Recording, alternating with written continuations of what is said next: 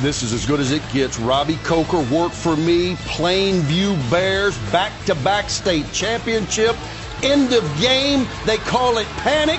Backdoor, back-to-back state champs. How good is that? How good is that pass? I was there yesterday live. Could not have been more proud. What a great moment for those kids. People watching are asking what I asked you earlier. Is he left-handed? Because if he's not, that's a remarkable pass. He's left-handed. They got that from Rick Byrd at Belmont. Same play they beat UCLA with. Still ahead.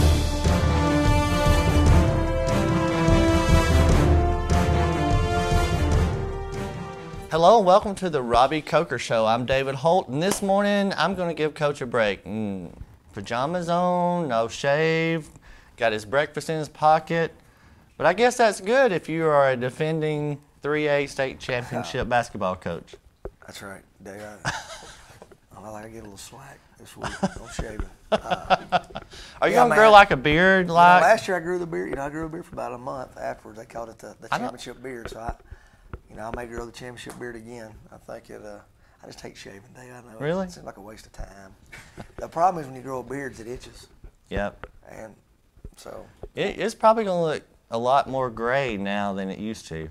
You know, you coached Kobe Tinker 6 years. You're gonna have a lot of gray hair, Dave.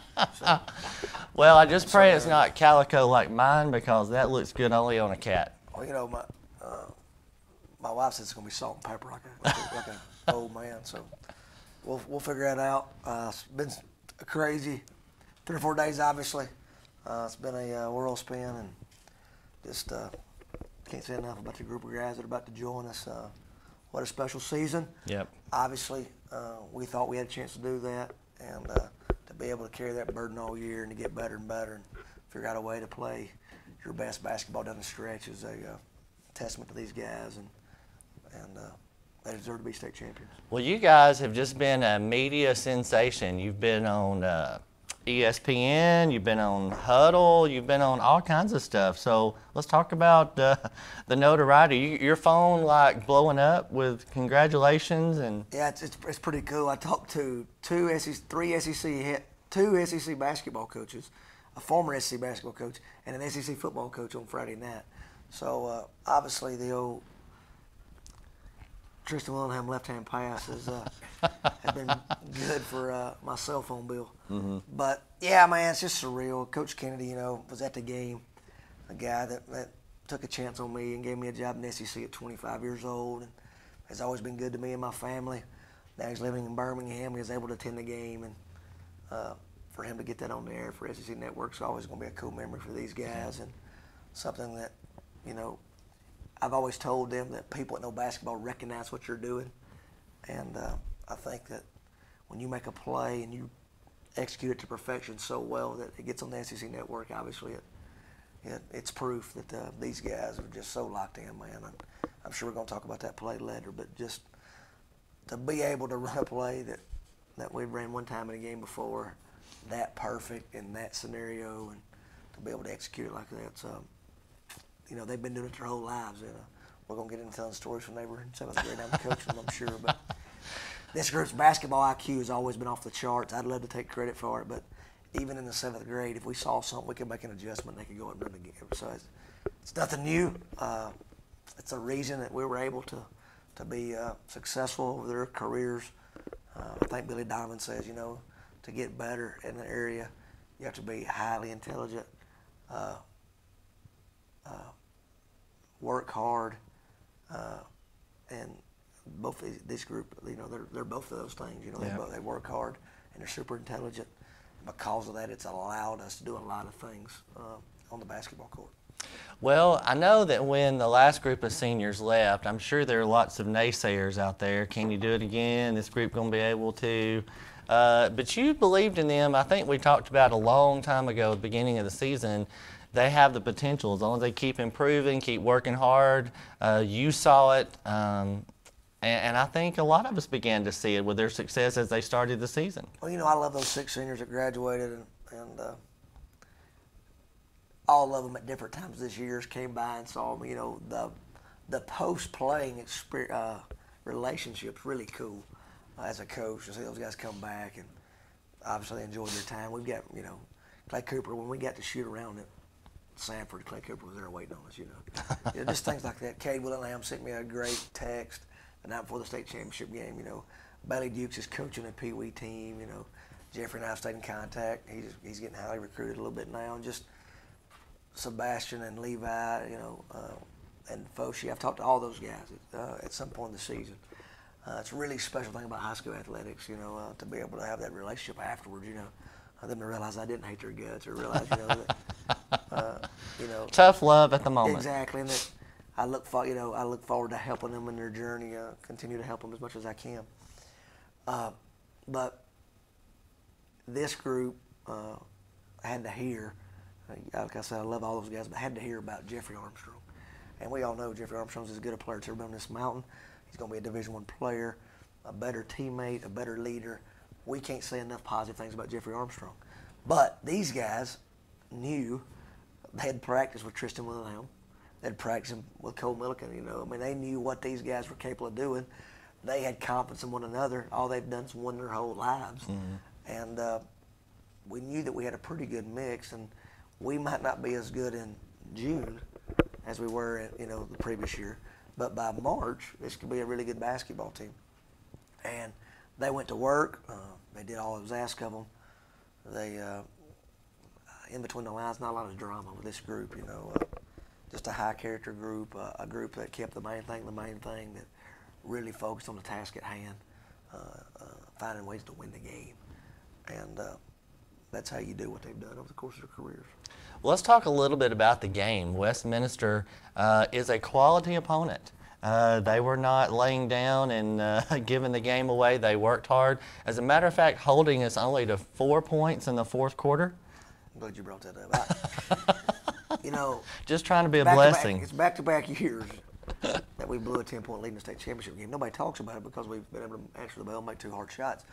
But I thought our guys were locked in. Austin Leslie came and had a career day. We knew he was a special player. We knew how athletic he was. He didn't surprise us all. We didn't want him to throw those 2 threes in he made. I don't think he'd made but 1 3 in the last 4 or 5 games. And ironically, I'll go another way. I think because we were up double figures, he was able to throw those in because there wasn't as much pressure. I don't know if he'd have shot them balls in a 3 or 4 point game. But they were desperate. They came out super aggressive. Really, if you remember in the third quarter, they cut that thing down to 6. We pushed it back to 11. Kobe at that 3 at the buzzer. But, because of the way they play, as a coach, basket's going to be at a premium. When you coach Staper, had watched us play numerous times, just like we'd watched them. He knows this group. We played them the last 2 years. So there was a lot of familiarity. There wasn't going to be many tricks. And it was going to be a brawl. At Birmingham, for some reason, it seems that the fourth quarter, it favors the guys behind. Maybe because the team that's ahead looks up and realizes that we weren't as super aggressive as we were in the third, but for good reason. We had a 10-point lead. We should only take great shots. I thought the game got more and more physical. Our guys realized I never told these guys not to shoot the basketball, but I think it was so hard for us to get open. They really got up, extended their pressure, and because of that, we had the lead. We weren't going to take a bad shot. And because of that, we ran a lot of time off clock, didn't get a lot of shots to the rim. Yeah. We had a couple of turnovers that I'm sure that a couple of these guys wish we could have back. But at the end of the day, we were up 6 with 2 to go. We ran a baseline out of bounds play. They got lost. Cade made a layup and put us up 6, I believe, with 2 to go. One stop there, and you're probably, once again, just like last year, was up 10. Kid comes down, makes a crazy 3. They do the same thing. They're desperate. Somebody has to make a play. They make a play. Get back in the game, and obviously we know that we missed a free throw that would have iced it. They made 2 free throws to tie it up and set up what everybody is misnaming the Belmont panic play. Belmont does not call it panic. We do not call it panic, but someone on the internet labeled it the panic play because Tristan acted like he's in a panic, and Belmont does the same thing, and it's stuck. But just a perfectly executed play at a hard time of the game. People want to talk about the guts. We had to call that. The guts is to call it. Belmont called it down 1 and ran the clock up. It was a tie game. Obviously, what we were doing wasn't working offensively anyways. We were a little desperate, and we knew the worst case we were going into overtime, and it just worked as good, maybe better than we can even hope for. Yeah. And they were able to make the play. And because of that, they're back-to-back state champions. Obviously, I keep saying that. I think you have a right to keep saying it. And one thing I do want to say, when we start talking about the First State Bank shootout that we have every year, we were there, Prattville Christian was there, Westminster was there. Prattville Christian was in the Thanksgiving tournament. They were in the Bobby Ledbetter class. Okay. These people are coming to town to play. You want to see quality basketball, all you got to do is go to the Coliseum. $5 gets you in the door. Huffman was in the Elite Eight, got beat at the buzzer. Ibertville got beat in the Sweet 16, but they get beat by Oxford and Lee with less than 5 points both games.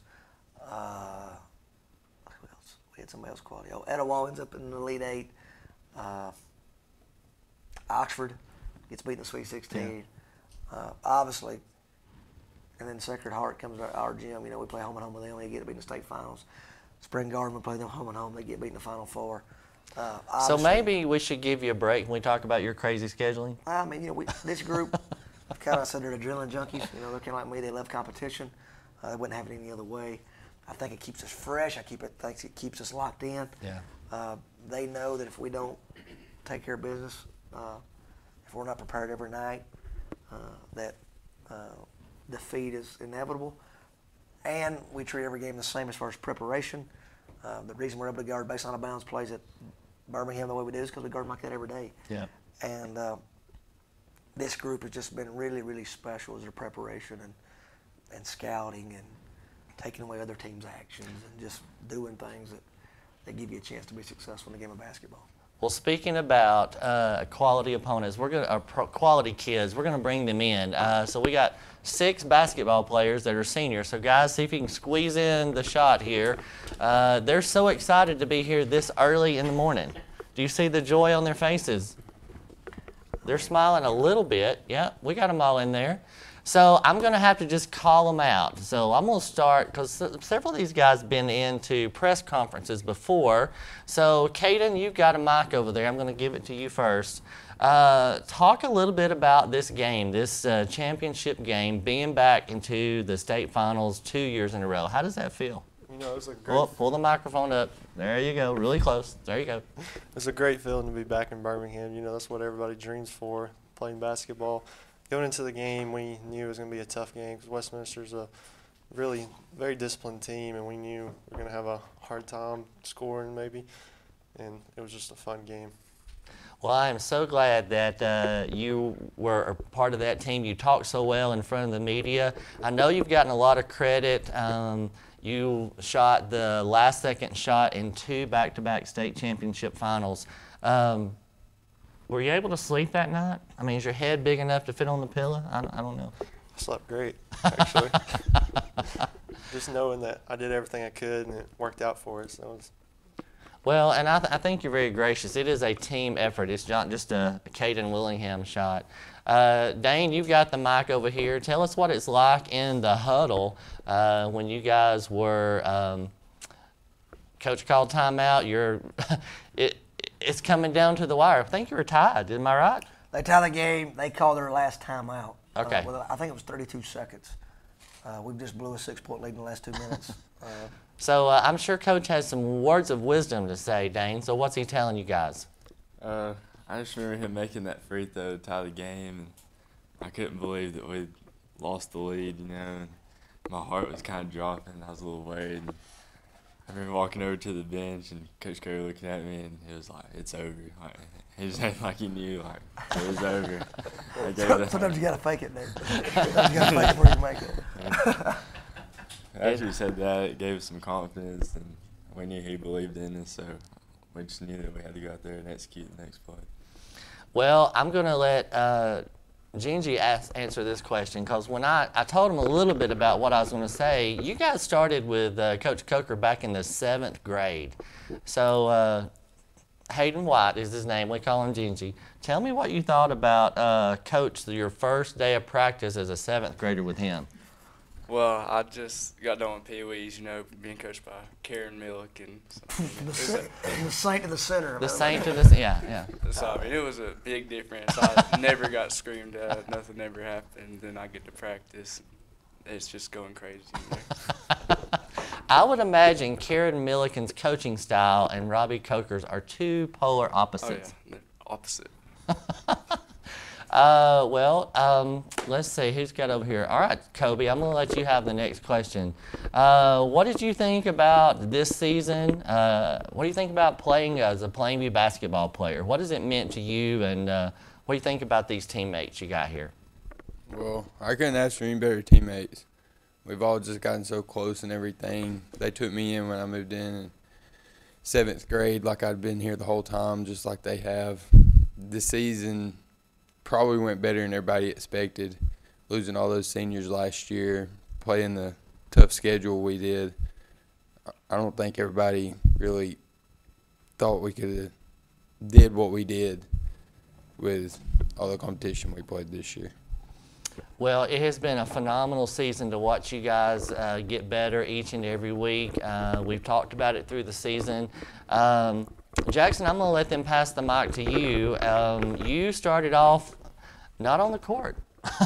You want to talk about the ups and downs of playing your junior year? I think you guys went undefeated on that B-team squad. Am I correct in that? Yes, sir. Okay, so then you were starting your senior year. You get hurt in football. You are having to come back from a tremendous obstacle of an injury. Tell me what it's like to you sitting on the sidelines, and then when you get into the game, how does that feel? I mean, I was on the sidelines supporting my team, hoping that they could pull this off. I mean, I didn't know if I could come back in time. I mean, it was a lot of work to come back, but whenever I got to come back, it was really great to be able to play with my teammates for the last time. Yeah. Jackson, people don't understand. Jackson tears his ACL game 3 of football. They came up with this master plan that he's going to be back and able to play basketball. And I didn't want to be the bearer of bad news. I wanted him to work hard and have a chance. But let's be honest, nobody thinks you can play in a basketball game 4 months after an ACL. The amount of work he did, obviously, he actually started what they call prehabbing before the surgery. He had an unbelievable surgery. What's her doctor's name, Jackson? Dr. Hester in Fort Payne did an amazing job. Jackson and Dan went to work. The guys over at TheraSports, who used Jackson, that's right, and had a plan, and they went to work. And these guys, and we got to see Jackson Hush every day. While we were practicing, he was doing crazy. You know, Dan had him doing all kinds of activities in that Civic Center with all those stairs and whatnot. And we really saw Jackson pay a price to be able to come back. And once he was cleared, you know, I was more nervous than he was about putting him in the game. And just, you know, it's amazing what he did, you know, to be able to play in these kind of games. You know, I think he played like 15 minutes in the state semifinals, and he played 13 minutes in the state championship game. You know, 5 months after major ACL reconstructive surgery is just a testament to his hard work. You know, I was a doubter. You know, it's amazing what he's done and his hard work and what he did for this team. And I'm so thankful that he was able to get back out there and play in those games. Andrew, I'm going to go to you next. So I've always heard Coach Coker is good to you boys. Now, I know it doesn't appear that way when you're sitting in a gym and he's hollering at the game. Or I've never been to a practice, but I've been thinking about sneaking in and being the fly on the wall. But I hear he really has a soft spot. So is there such a thing as a soft spot for Coach Coker? Pull the mic up close now. He said, be careful with that question. Ooh, I don't know if I can say that. Well, he feeds us pretty well. So that's his soft spot right there. You know, he does have good recommendations for food places because usually I try them out, and pretty much you've been spot on. Yeah. Again, we went to Perry Steakhouse. Can't imagine that bill. But, yeah, got us a good steak out there. And, you know, we go and eat before we go watch a game in Birmingham, and then he orders pizza after, so that's 2 meals right there. But, yeah, that's a soft spot. It's definitely the food. Well, I don't think any of you are going hungry, but he does have high standards for you, I'm sure. So, Andrew, tell me a little bit about what practice is like. Well, we go in, we start in with bear shooting, and then we go right into, you know, we're going 4-on-4 sprint help, transition D. You know, we're getting better, and thankful to have all these teammates that really just bought in, you know, and throughout the practice, you know, he was with us. He was hard on us, and then after, you know, he's more of a father to us, I guess you could say. But, you know, during practice, he's really just coaching us up. But that's the truth. That's the truth, you know. Well, I know that he is so intense. The famous phrase I've taken from this year is when Melissa looks at Robbie, and that's the wife, good wife, I might say, and she says, "Give me 2 minutes of eye contact." I think that's important, really important. It is important, no doubt. Well, I want to go to each senior again. I want you to tell us your name. I want you to tell us 2 things. Number 1, what's your fondest memory about this basketball season? You know, something you'll never forget. And then tell us what you hope to become someday. I mean, you're great young men as you are, but I know their careers. My job as a career coach is to make sure you get out there and earn a living so you pay taxes and we can retire someday. Exactly. So we want you to have. We want to raise workers. Yes, workers. Productive members of society. So, Mr. White, we're going to start with you, your name, your most favorite memory of basketball, and what your plans are after high school. My name is Hayden White, and my probably favorite memory is this past state championship where me, Kobe, and Dane are sitting there hugging it out. Because we know it's our last one, but it was all worth it. So what do you want to be? For a while, let's take a while. Still not very sure. David does his job as a career coach, obviously. Thank you, Coach Coker. We got a couple months now on this, don't we? Yeah. He's been worried about his jump shot. He'll worry about his career. I did help him get apply for scholarships, and we think we have a plan, but, you know, the pressure of the camera this morning and the bright lights, and our 2 people who are viewing us over there in the shadows. That's right. All right, Mr. Milliken. My favorite memory of the season is definitely the after-game celebration after state championship and the celebration in the locker room. Those are just unbelievable moments. You never get to experience much. And I plan to go to Auburn to be an engineer. All right, Jackson. My name is Jackson Hush, and my favorite memory is seeing Caden set up the back door and just catching the layup, and then everybody just going crazy. It was a pretty great moment. That's my favorite. My favorite is to look at everybody's face on the bench when Caden back kicks. Everybody knows it's there. And if you go back and watch this, it's all these guys. They're celebrating before he even catches the ball. Because they know it's going in, right? They know, yeah. All right. So what do you hope to do someday? I still don't know what I'm going to do yet. Thank you, Robbie. Appreciate the Hey, encouragement. you got 4 out of 6 ain't bad. You are making me look bad here today. 4 out of 6 ain't bad, Dave. It's a Hall of Fame numbers. All right, Andrew. All right, I'm Andrew McLaughlin, and yeah, my favorite moment is definitely when Cade set up that back cut. We all knew he was there. I'm in the air, you know, jumping up. But and then I'm gonna go get a finance degree and hopefully go to law school and be a financial lawyer. Oh my goodness! I wish I had money for him to advise me. Yeah. The world needs more lawyers. All right, Mr. Heyman. My name is Dane Heyman, and I want to go to UAH to become a nurse practitioner. And my favorite moment was me, Cade, and Coach came out of the press conference, and we come around the corner in the hallway, and we can sit down in the opposite end of the hallway. Our whole team's just standing down there waving at us to come on and celebrate with them. We all just sprint off running, and as soon as we get there, we're slinging Gatorade everywhere. Powerade, Coca-Cola, Powerade. Powerade, I got you. I'm Kobe Tinker, and I want to Nobody knows who he is. Everybody knows Kobe Tinker. Yeah, go ahead. I want to be an insurance agent, and my best memory was probably right after Caden hit the shot, just running, and then Gingy and Dane finding me at half court, and us hugging, then walking back to shake hands and seeing Caden there. And I just push him and tell him he's unbelievable. Told him he couldn't make it up. Oh, goodness. Caden, let me ask you a question. Talk to us a little bit about the bench as far as the coaches. You got Coach Benefield and Coach Williams, Coach Coots, Coach Black. It seems as though Coach Coots has really gotten more and more vocal. I mean, you can hear him. I mean, he could almost how be many times did he say left, you think? I mean, you can hear him all the way across the court, left, or sprint. And so Point. Yeah. He says point a lot. So tell me what you think about these coaches on the bench and what they mean to you. They're unbelievable. We got the best coaching staff in the state. They're just everybody. They all work hard and they put their time into their crafts like we do.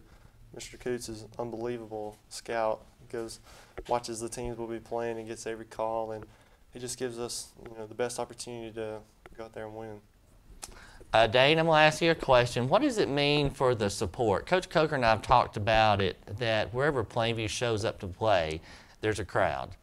So what does that mean as a player, Dane, to you to see? I know your family's always there, but you got other people that just come to watch and support and believe in you. What does that mean to you as a player? Well, I know it means the world to all of us because, no matter where we go, it could be 3-hour drive. We even played in Mississippi, and it felt like our whole entire home crowd was still there cheering us on. And that just means the world that, the city that you're playing for, to try to get a state championship for, that they're always there backing you and supporting you. And that just means the world to you. It makes you want to play better for them. Well, we're going to close with one final thing. I want you guys to be thinking about one thing you're not going to miss about this basketball season. Everybody's talking about the good things. There's got to be something that you don't have to do anymore, and you're thankful for that. I don't know. Maybe we got to clean up the version. I don't know. So we'll start with you, Kobe. What is one thing about basketball you're not going to miss? Wish we had time, write it down and see if it matched. It'd definitely be Miss Boy's bus. The bus ride, right? Yeah, that's probably the worst. Okay. You got me. I want to Got you on that one. All right. Dane, we'll go this way this time. What are you not going to miss? Definitely the Sunday practices. You can lay around and sleep on Sunday now, no more practices. Yeah. Andrew, what are you not going to miss? Probably Coach Coker's stare down. You messed up. And that's the stare down. He's got, you have one. Instead of You have voice, a good it's one. the stare down. It's the stare down. I got you. Stare down. All right. I'm not going to miss Roscoe's stretching before the game. But now, we haven't talked about Roscoe, but I'm telling you. We're going to go over this. All right. So what are you not going to miss? I'm not going to miss the preseason practices that lasted about 70 hours. 70 hours? Yeah. Lengthy there. All right. Well, I'm not going to miss the diamond trapping drill that we always do. God damn it, so how bad was that drill? God, we're going to name it the Gingy drill. Well, that's a great one for him. We hope you've enjoyed the show today. These are some phenomenal young men. We're very proud of them. So excited for what they all have accomplished. Coach Coker, we're proud of you as well. We want to talk about Roscoe real quick. I got two things I want to talk about first. The first off is this group here. When we got to Plainview, these guys were 7th graders. Kobe was living in Rainsville, for the record. He says he moved in, but my man was living in the Highlands, for goodness. He was a Rainsville guy. They quit riding to school with Mike every day to Henninger, but he started going to school where he lived. And these guys, I'm telling you, from day one, they welcomed him with open arms. We start the season basketball, and everybody's talking about the 8th grade group, ironically. Clay, Cade, Bailey, Austin Brown, Chance, all those guys, Josh Lance, all that group, gets a bunch of group boys, and they'd won the county the year before. And in practice, the 8th grade would just destroy these guys, So we go down to Sardis for a tip-off tournament, and I thought my 8th grade was really, really good, and I thought my 7th grade was average as grits, And the 8th grade ended up going 16-10. We lost 10 games. This group went 22-2. Got beat at the buzzer twice, and from the second game of the season, they were behind 8, maybe 10 points with 2 minutes to go, and came back and won the game. And now Caden his mom was fighting the homeschool bill, and Caden was such a good teammate that even though he was sitting out, he was in the bleachers he was sitting behind the bench. That's right. I didn't dream about that. Yeah. All right. So think about that now. So these guys are playing. Caden's mom's trying to get that bill passed, and he is sitting behind the bench having to watch. Yeah. And was cheering on him. You could tell this group was special. From that first October tip-off game, and from that time forward, the games they won when they were behind, they played major roles in the miraculous 6 overtime game. Yeah. Dane hit a shot to win the county tournament as a ninth grader, the ninth grade county championship when Caden and Kobe had moved up. Gingy hit a 30-footer to win the game, the county tournament semifinals as a sophomore. I mean, the shots these guys have hit and the games they've played and the miraculous moments is amazing. And it's all because of the hard work they put in and the trust they had in one another and then the belief they had that the game went over till it was over. And I can never say enough positive things about them. I tell people all the time, this group changed Plainview basketball. This group worked on their game. They were the first group, no offense to Caden, Clay, and Bailey in that group, but they worked so hard on their game that they put pressure on the guys above them, that if we don't work on our game, these guys are going to pass us. Right. And they changed the culture by loving basketball and putting all their time into working to be a better player, and it forced everybody else above them and below them to work, or they were going to be sitting and watching. Yeah. And the numbers and records and all speak volumes, but what they've done for this program, will never be matched, and they should be commended for. I could tell stories on and on. Obviously, the time's running away from us, but just a special group, and their parents, unbelievable. We practice on. I think we practiced on Christmas Eve this year. I didn't get one phone call. They were just here. They were there. They've scheduled the number of practices these guys have missed. I can't think of any unexcused ones, but I mean, we're talking about deaths of relatives. We're talking about, flu. Their parents were so committed to the cause and made them come when they were sick, or when I hollered at them, they were pouting. They put them back in the car and sent them. That was often. Yeah, probably so early.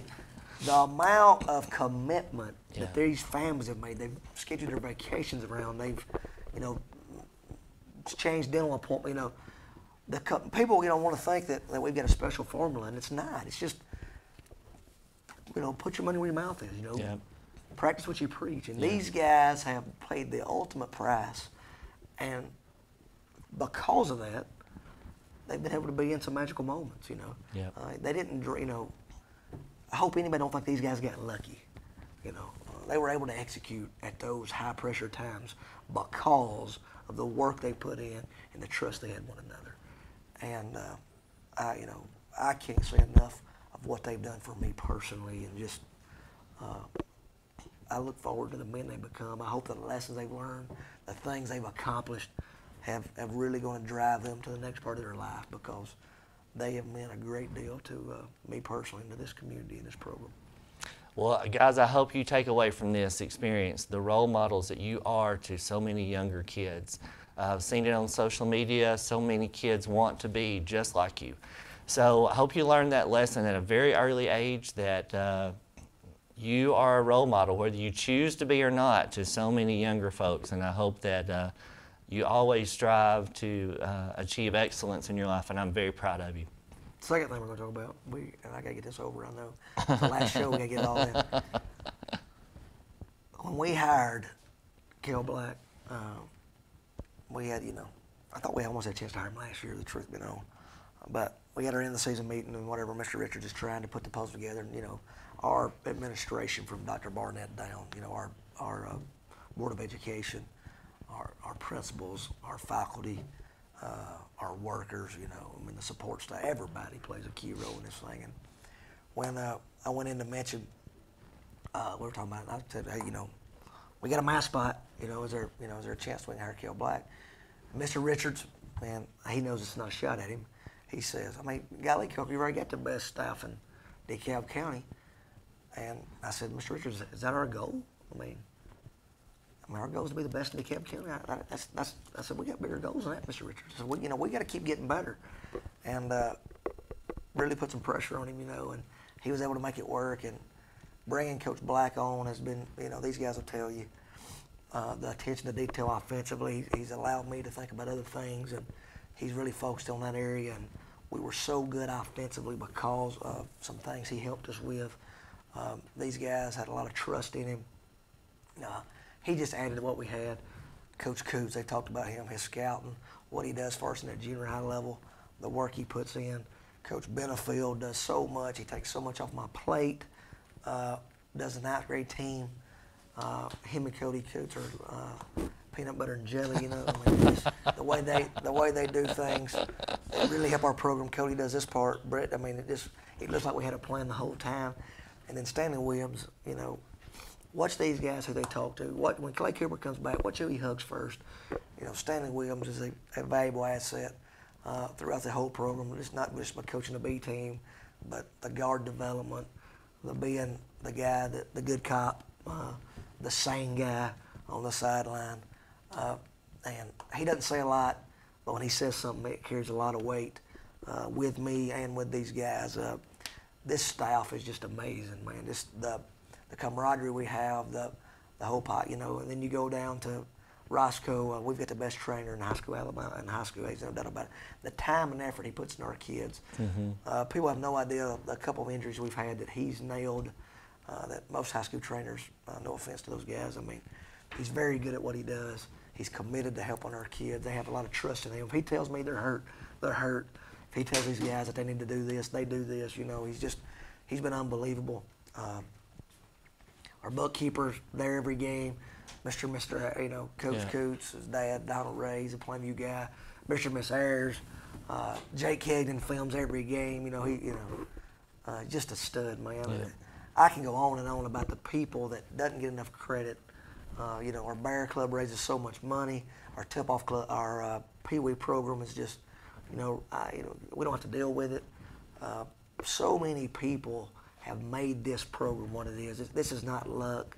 This is not a flash in the pan. This is not, you know, golly shucks or what happened. It was a lot of concerted effort to get it this far, and what people have done in our community to support it has been amazing. There's not enough time in the day, obviously, for me to thank the people that have played a role in this program, achieving back-to-back state championships. And we've all benefited for it, and we're grateful for it. And this group has proven what can happen when no one cares who gets the credit. And just a hearty thank you to everybody. I feel so fortunate and blessed to be in this circle, and just thankful for all the sacrifice and work people have done for our program. Well, we do thank you. And before we close today, we're going to try something the boys don't know. So, Hayden, you and Caden get back to back. You two get back to back. You two get back to back, and look in the camera. Come on, let's move. And they haven't tried this before. They have not tried this before. Scoot back this way and look in the camera. Here we go. Back-to-back state champions. How's that? They are. They're back-to-back, man. Ain't no doubt. There's a lot of time, man. These guys deserve it all. Thank you for watching the Robbie Coker Show, and until next year, we'll just open a new can and see what happens. Amen. Amen. Thank you so much for watching the Robbie Coker Show.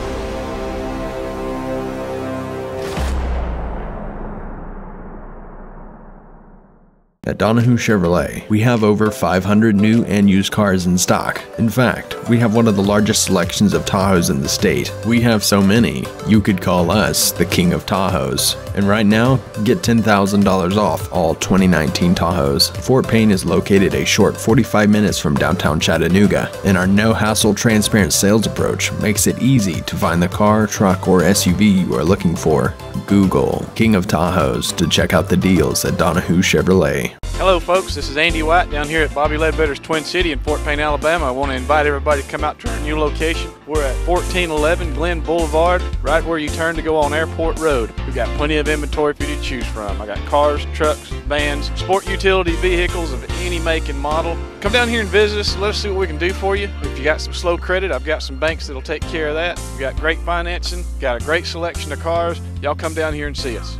Don't take the first deal that comes along when you can do better at BobbyLedbetter.com and Twin City Used Car Sales, located at 1411 Glen Boulevard in South Fort Payne.